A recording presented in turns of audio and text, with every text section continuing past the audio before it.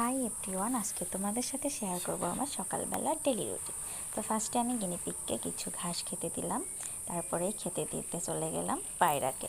তো এখানে আমার কিছু পায়রা আছে, ওদেরকে গম, ভুট্টা আরও বিভিন্ন রকমের কয়েকটা আইটেম এখানে মিক্সড করা আছে, ওইগুলোও দিয়ে দিলাম। ওরা কত সুন্দর করে খাচ্ছে।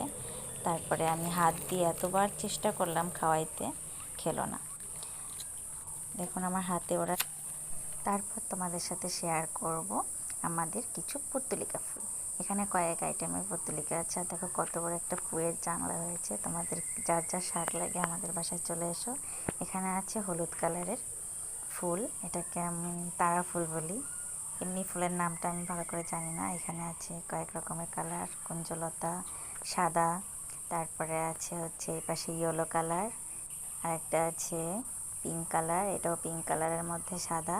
এখানে এখানে আছে সাদা নয়নতারা, এটা হলুদ ফুল, সকালবেলা ফোটে। আর এখানে চাল কুমড়ার জাংলা।